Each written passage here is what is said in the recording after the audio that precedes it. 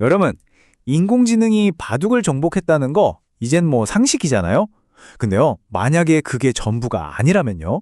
오늘 다뤄볼 내용은 우리가 알고 있던 AI 바둑에 대한 모든 생각을 어쩌면 완전히 뒤집어 버릴지도 모르는 정말 대담하고 흥미로운 이야기입니다. 자, 그럼 본격적으로 시작해 볼까요? 이 모든 이야기의 출발점은 한 천재 전략가의 정말 기가 막힌 아이디어예요. 뭐냐면 바둑판이 그냥 게임판이 아니라 하나의 작은 우주라는 겁니다. 상상이 되세요? 우리는 뭐 알파고 이겼다고 막 축하하고 그랬잖아요? 근데 이 새로운 이론은요, AI가 지금 보고 있는 건 전체 그림의 아주 작은 조각일 뿐이라고 말하고 있어요. 그렇다면 AI는 도대체 뭘 놓치고 있는 걸까요? 이걸 제대로 이해하려면 관점을 확 바꿔야 합니다. 바둑판을요, 물리학의 눈으로 보는 거예요. 바로 이게 바둑 대통일장 이론의 핵심입니다. 자, 이게 진짜 재밌는 부분인데요. 이 이론은 바둑을 그냥 땅 따먹기 게임이 아니라고 봐요. 오히려 우주의 거대한 힘들이 충돌하는 전쟁터라는 거죠. 보세요. 귀나 변에 돌을 놓으면 서로 막 뭉치려고 하잖아요. 이걸 중력에 비유하는 거예요. 반대로 중앙은 모든 걸 팽창시키고 균형을 맞추는 암흑에너지의 공간이라는 거고요. 정말 스케일이 다르죠. 좋아요. 바둑판이 우주다. 그럼 알파고나 카타고 같은 지금 AI들은 어떨까요? 이 이론에 따르면 걔네들 우리가 생각하는 그런 신의 경지에 오른 게 아닐 수도 있다는 겁니다. 바로 이겁니다. 이 표가 핵심을 딱 짚어주죠. 지금 AI는요, 바둑이란 우주의 원리를 파헤치는 물리학자가 아니에요. 그냥 승률, 확률만 계산하는 통계학자에 가깝다는 거죠. 왜 이겨야 하는지를 아는 게 아니라 어떻게 하면 이길 확률이 높은지만 계산하고 있다는 거예요. 그러니까 왜 AI가 안전빵만 찾냐? 첫째, 효율성의 함정에 빠진 거예요. 귀나 면처럼 중력에 강한 곳은 집 짓기가 쉽거든요. 그러니까 거기에만 집중하는 거죠. 둘째, 복잡성 회피. 중앙은 변수가 너무 많아서 계산이 안 돼요. 그러니까 그냥 카오스다, 위험하다 하고 피해버리는 겁니다. 결국 뭐예요? 그냥 불확실성을 피해서 가장 이기기 쉬운 길만 골라가는 거죠. 어떻게 보면 바둑의 진짜 어려운 문제로부터 도망치고 있는 셈이에요. 자, 그럼 이제 AI가 그렇게 무서워하는 그것, 혼돈의 영역이죠. 바로 바둑판의 중심, 천원에 대해 이야기해 볼게요. 여기서부터 이야기가 진짜 재밌어집니다. 아니, 신기한 게 뭐냐면요. AI한테 억지로 첫 수를 1,000원에 깍 두게 하잖아요. 그럼 AI가 스스로 나 질 것 같아 하면서 승률이 확 떨어뜨려요. 아니, 도대체 왜 중앙이 그렇게 나쁜 수라고 생각하는 걸까요?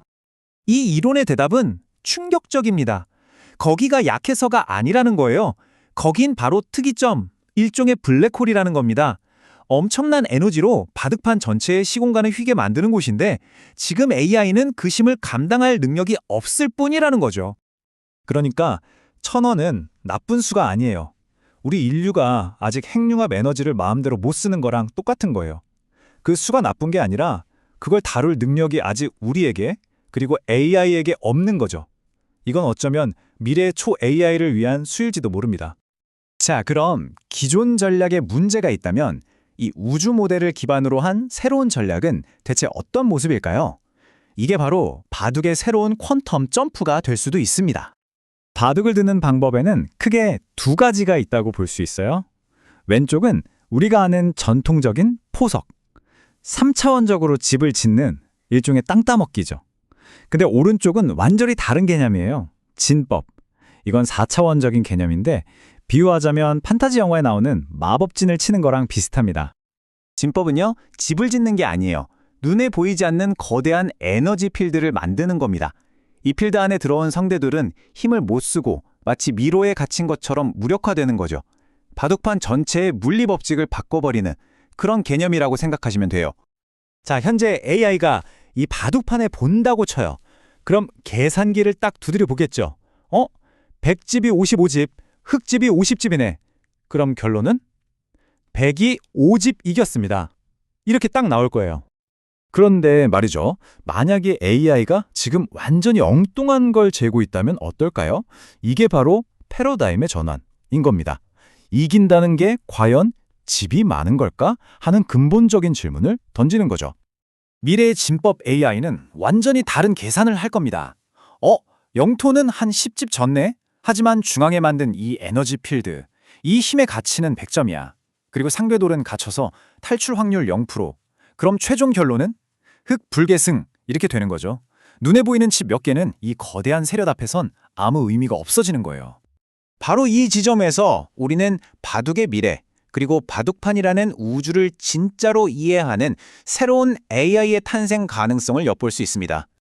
그럼 그런 신급 AI는 어떻게 만드냐? 첫째, 규칙을 바꾸는 거예요. AI를 훈련시킬 때 1선, 2선 같은 낮은 곳에 두면 벌점을 주는 식으로요. 일종의 돌연변이 AI를 만드는 거죠. 그럼 이 AI는 살기 위해서 어쩔 수 없이 중앙의 힘을 탐구하게 될 겁니다. 강제로 혁신을 시키는 거죠. 그러다 보면 예전엔 바보 같은 수라고 여겼던 4선 이상으로만 두는 천상계 스타일 같은 전략이 사실은 궁극의 지배술이라는 걸 스스로 깨닫게 될 거라는 겁니다. 새로운 신의 한 수가 탄생하는 거죠. 이 말이 참 와닿는데요. 진리는 언제나 소수에서 시작해서 상식이 된다. 지금은 말도 안 되는 소리, 이단 취급받는 것들이 내일의 신의 한 수가 될 수 있다는 거죠. 어쩌면 지금의 AI가 쓰레기수라고 무시하는 그 전략들이 사실은 미래의 천재를 기다리고 있는 걸지도 모릅니다. 자, 이렇게 오늘 내용을 정리하면서 마지막으로 이런 생각을 해보게 됩니다. 다 끝났다고 생각했던, AI가 완전히 정복했다고 믿었던 바둑에서조차 AI가 이렇게나 많은 걸 놓치고 있다면 과연 게임이 아닌 우리 현실 세계에서는 지금의 AI가 얼마나 많은 보이지 않는 힘들을 전혀 인지하지 못하고 있는 걸까요?